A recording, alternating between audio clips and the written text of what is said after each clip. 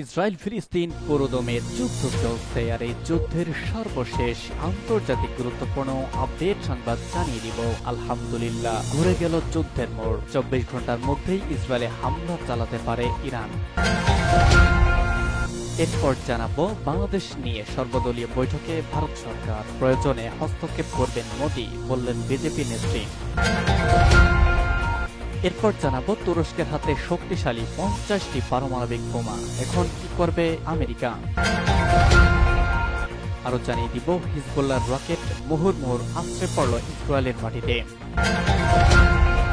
এবং সর্বশেষ জানাবো যুক্তরাষ্ট্রের নির্বাচন পরবর্তী উত্তর কোরিয়ার পরিকল্পনা। এতক্ষণ শুনছিলেন গুরুত্বপূর্ণ সংবাদ শিরোনাম, এখন জানিয়ে দিব বিস্তারিত। 24 ঘন্টার মধ্যে ইসরায়েলে হামলা চালাতে পারে ইরান। হামাস নেতা ইসমাইল হানিয়া হত্যার প্রতিশোধ নিতে অনড় অবস্থানে রয়েছে ইরান ও দেশটির মিত্ররা। যে কোনো সময় এই প্রতিশোধ নিতে পারে তারা। এমন পরিস্থিতিতে মার্কিন পররাষ্ট্রমন্ত্রী অ্যান্টনি ব্লিংকেন সতর্ক করে বলেছেন, আগামী 24 ঘন্টার মধ্যে ইসরায়েলের ভূখণ্ডে হামলা চালাতে পারে ইরান ও হিজবুল্লাহ। সূত্রের বরাত দিয়ে যুক্তরাষ্ট্র ভিত্তিক এক্সিওস পাবলিকেশনসের প্রতিবেদনে বলা হয়েছে, G7 নেতাদের সঙ্গে এক কনফারেন্সে ব্লিংকেন বলেছেন, আজকের মধ্যেই ইসরায়েলে হামলা চালাতে পারে ইরান ও হিজবুল্লাহ। সূত্র আরো জানিয়েছে, ইরান ও হিজবুল্লাহ যে হামলা চালাবে তা অনেকটাই নিশ্চিত করতে পেরেছে যুক্তরাষ্ট্র। তবে হামলার সুনির্দিষ্ট সময় সম্পর্কে অবগত নয় দেশটি। এর আগে ব্রিটিশ সংবাদ মাধ্যম টেলিগ্রাফের এক প্রতিবেদনে দাবি করা হয়, ফিলিস্তিনি স্বাধীনতাকামী সশস্ত্র গোষ্ঠী গাজার হামাসের প্রধান ইসমাইল হানিয়াকে হত্যা করতে ইরানি এজেন্ট ভাড়া করেছিল ইসরায়েলি গোয়েন্দা সংস্থা মোসাদ। তাদের সদস্যরাই তেহরানে হানিয়ার অস্থায়ী বাসভবনের 3টি কামরায় বোমা পেতে রেখেছিল। সংবাদ মাধ্যমটির প্রতিবেদন অনুযায়ী ইসমাইল হানিয়াকে হত্যার পরিকল্পনা আরও মাস কয়েক আগেই করা হয়েছিল। চলতি বছরের মে মাসে হেলিকপ্টার দুর্ঘটনায় মারা যান ইরানের প্রেসিডেন্ট ইব্রাহিম রাইসি। তখন হানিয়া রাইসির জানাজায় যোগ দিতে তেহরানে গিয়েছিলেন। সে সময় তাকে হত্যার পরিকল্পনা ছিল মোসাদের। বাংলাদেশ নিয়ে সর্বদলীয় বৈঠকে ভারত সরকার, প্রয়োজনে বাংলাদেশে হস্তক্ষেপ করবেন মোদি, বললেন বিজেপি নেত্রী। বাংলাদেশ পরিস্থিতি নিয়ে আলোচনার জন্য সর্বদলীয় বৈঠক বসেছিল ভারতের কেন্দ্রীয় সরকার। আজ সকালে ভারতীয় পার্লামেন্টে অনুষ্ঠিত বৈঠকের নেতৃত্ব দেন দেশটির পররাষ্ট্রমন্ত্রী এস জয়শঙ্কর। এ সময় বাংলাদেশের পরিস্থিতি এবং ভারত সরকারের নেওয়া পদক্ষেপগুলোর বিষয়ে উপস্থিত নেতাদের ব্রিফ করেন তিনি। এনডিটিভি জানিয়েছে, জয়শঙ্কর ছাড়াও সর্বদলীয় এই বৈঠকে উপস্থিত ছিলেন ভারতের স্বরাষ্ট্রমন্ত্রী অমিত শাহ, প্রতিরক্ষামন্ত্রী রাজনাথ সিং এবং সর্বদলীয় সংসদীয় বিষয়ক মন্ত্রী কিরেন রিজিজু। এর আগে ছাত্র জনতার গণ আন্দোলনের মুখে গত সোমবার পদত্যাগ করে দেশ ছেড়েছেন প্রধানমন্ত্রী শেখ হাসিনা। সঙ্গে তার বোন শেখ রেহানা সহ পরিবারের অন্য সদস্যরাও ছিলেন বলে জানা গেছে। এদিন দিল্লি থেকে 30 কিলোমিটার দূরে গজিয়াবাদের হিন্দন বিমান ঘাঁটিতে অবতরণ করে তাকে বহনকারী প্লেন। সেখানে 76 বছর বয়সী নেত্রী শেখ হাসিনার সঙ্গে দেখা করেন ভারতের জাতীয় নিরাপত্তা উপদেষ্টা অজিত দোভাল। প্রয়োজনে ভারতের প্রধানমন্ত্রী নরেন্দ্র মোদি বাংলাদেশে হস্তক্ষেপ করবেন বলে মন্তব্য করেছেন বিজেপি নেত্রী লকেট চট্টোপাধ্যায়।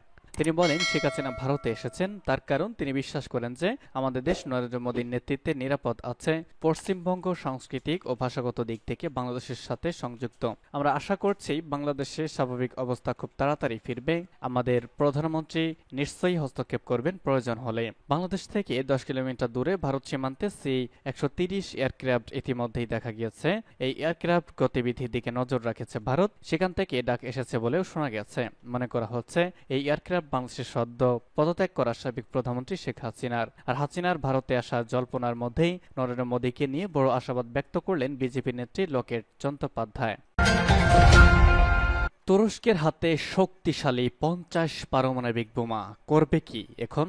সিরিয়ায় তুরস্কের কুর্দি বিরোধী অভিযান শুরুর পর এরদোগানের দেশের সঙ্গে যুক্তরাষ্ট্রের সম্পর্কের ব্যাপক অবনতি হয়। ন্যাটোভুক্ত এই দুই দেশের মধ্যে উত্তেজনার পরিপ্রেক্ষিতে আলোচনায় আসে তুরস্কের কাছে থাকা পারমাণবিক বোমা ইস্যু। অস্ত্র বিশ্লেষকরা উদ্বেগ প্রকাশ করেন, ওয়াশিংটনের সঙ্গে আঙ্কারার সম্পর্ক খারাপ হলে এই পারমাণবিক বোমার কি হবে? প্রশ্ন হলো, তুরস্কের কাছে পারমাণবিক বোমা আসলে কোথা থেকে আসলো? মূলত 60 বছর আগে দ্বিতীয় বিশ্বযুদ্ধের পর সোভিয়েত রাশিয়ার সঙ্গে স্নায়ুযুদ্ধের কালে যুক্তরাষ্ট্র শক্তিশালী এই বোমাগুলো সেখানে মোতায়েন করে। এরপর তুরস্ক আর সেই বোমা ফেরত দেয়নি। বিশ্লেষকের ধারণা, পারমাণবিক বোমাগুলো যুক্তরাষ্ট্রকে আর ফেরত দেবেও না তুরস্ক।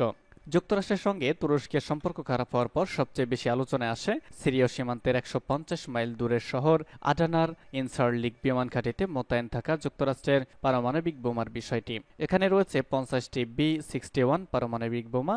ইনসারলিন বিমান ঘাঁটিতে থাকা পারমাণবিক বোমাগুলো নিরাপদে রাখার সক্ষমতা নেই স্বয়ং মার্কিন বাহিনীরও। এ বিষয়ে অস্ত্র বিশেষজ্ঞ হেন্স ক্রিস্টেনসেন বলেন, ঘাঁটিটির সামরিক অবকাঠামো ও অস্ত্রবল যথেষ্ট হলেও অন্যের হামলা থেকে রক্ষার জন্য প্রয়োজনীয় জনবলের যথেষ্ট ঘাটতি আছে সেখানে। তিনি মনে করেন সেখানকার নিরাপত্তা ব্যবস্থা নিয়ে অনেক আগেই চিন্তা করা উচিত ছিল।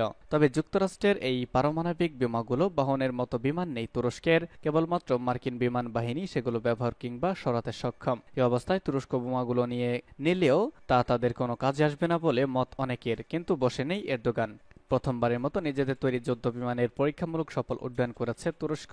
তুর্কি এরোস্পেস ইন্ডাস্ট্রিজ বা TAI এর ডিজাইন করা এবং নির্মিত বিমানটির নাম কান বা খান। TAI প্রধান টেমেল কোটিল জানিয়েছেন, এই যুদ্ধ বিমান ৮,০০০ ফুট উচ্চতায় ২৩০ গতিতে উঠতে পারে। কানের সফল উড্ডয়নের পর এরদোগান বলেন, নিজস্ব প্রযুক্তির ফাইটার জেট তৈরির ক্ষেত্রে তুরস্ক আরেকটি গুরুত্বপূর্ণ পর্যায় অতিক্রম করল। আগামী দিনগুলোতে যা থেকে আমরা প্রতিরক্ষা শিল্প নিয়ে নতুন সুসংবাদ দিতে থাকব। আবার অনেক বিশ্লেষক বলছেন, তুরস্কের প্রেসিডেন্ট রিসেপ তাইয়েপ এরদোগান পারমাণবিক অস্ত্র তৈরি শুরুর চেষ্টা করছেন। যতদিন পর্যন্ত নিজেদের অস্ত্র তৈরি শেষ না হবে ততদিন পর্যন্ত মার্কিন বাহিনীর কাছে বোমাগুলো তুরস্ক হস্তান্তর করবে না। হিজবুল্লাহর রকেট মুহুর্মুহুর আশ্রয় পড়ল ইসরায়েলের মাটিতে। ইসরায়েলের ওপর নতুন করে রকেট হামলা শুরু করেছে লেবাননের সশস্ত্র গ্রুপ হিজবুল্লাহ। ইরানে হামাসের রাজনৈতিক বিভাগের প্রধান ইসমাইল হানিয়াকে হত্যার পর আক্রমণের ঝাঁজ বাড়িয়ে দিয়েছে সব পক্ষই। স্থানীয় সময় হিজবুল্লাহ রকেট মুহুর্মুহুর আশ্রয় পড়ে ইসরায়েলের মাটিতে, তাতে বেশ কয়েকজনের মৃত্যু হয়েছে বলে দাবি। হামলায় দায় স্বীকার করেছে হিজবুল্লাহ, জানিয়েছে ইসরায়েলের কয়েকজন সাধারণ নাগরিকও এই হামলায় প্রাণ হারিয়েছেন। যদিও ইসরায়েলের দাবি তাদের অত্যাধুনিক ড্রোন সিস্টেমের মাধ্যমে হিজবুল্লাহ ছড়া অধিকাংশ রকেট মাটি ছোঁয়ার আগেই গুড়িয়ে দেওয়া হয়েছে। ইসরায়েল এবং ফিলিস্তিনি প্রতিরোধ আন্দোলন হামাসের মধ্যে যুদ্ধ চলছিলই। সক্রিয়ভাবেও হামাসের পাশে দাঁড়িয়ে ইসরায়েলকে আক্রমণ করেছে লেবাননের হিজবুল্লাহ বা ইয়েমেনের হাউসিরা। কিন্তু সাম্প্রতিক ঘটনাবলী পশ্চিম এশিয়ার যুদ্ধের চরিত্র বদলে দিয়েছে। ইরানের হামাসের রাজনৈতিক বিভাগের প্রধান ইসমাইল হানিয়াকে হত্যার পর সংঘাত তীব্রতর হয়েছে। পশ্চিম এশিয়ায় নতুন সংঘাত আরও প্রকট হতে চলেছে বলে আশঙ্কা করছেন পর্যবেক্ষকেরা। এই সংঘাতে ইসরায়েলের বিরুদ্ধে সরাসরি যুদ্ধে নামতে পারে ইরান, যে আশঙ্কা করে তৎপরতা শুরু হয়েছে আমেরিকাতেও। হিজবুল্লাহর তরফে হামলার কারণ হিসেবে হানিয়াকে হত্যার কথা উল্লেখ করা হয়নি। তারা জানিয়েছে, সম্প্রতি লেবাননের 2 গ্রামে ইসরায়েলের রকেট বর্ষণ এবং হিজবুল্লাহ সামরিক বাহিনীর সিনিয়র কমান্ডার হত্যার বদলা নিতে এই হামলা চালানো হয়েছে। আগামী দিনে আরো বড় হামলার হুঁশিয়ারি দেওয়া হয়েছে। হিজবুল্লাহর হামলায় কোনো প্রাণহানির কথা স্বীকার করেনি ইসরায়েল। ইসরায়েল এবং হামাসের যুদ্ধে প্রথম থেকে ইসরায়েলের পাশে দাঁড়িয়েছিল আমেরিকা। হানিয়া হত্যার পর ইরান বদলা নিতে পারে বলে আশঙ্কা করা আগেভাগেই তারা পশ্চিম এশিয়ায় মোতায়েন করা সেনা সদস্যদের সংখ্যা বৃদ্ধি করেছে। আমেরিকার প্রেসিডেন্ট জো বাইডেন এই পরিস্থিতিতে ইরানকে সংযত থাকতে বলেছেন। তার আশা, হানিয়া হত্যার প্রতিশোধ নিতে বড় কোনো পদক্ষেপ গ্রহণ করে পশ্চিম এশিয়ার শান্তি বিঘ্নিত করবে না ইরান। তবে পর্যবেক্ষকদের মতে পশ্চিম এশিয়ার পরিস্থিতি ক্রমে আরো জটিল হচ্ছে। ইরান হাত গুটিয়ে বসে থাকবে না বলেই মনে করা হচ্ছে। সেক্ষেত্রে ইরান ইসরায়েল সংঘাত এবং আমেরিকার হস্তক্ষেপ আগামী দিনে যুদ্ধকে তীব্রতর করতে পারে। যুক্তরাষ্ট্রের নির্বাচন পরবর্তী উত্তর কোরিয়ার পরিকল্পনা।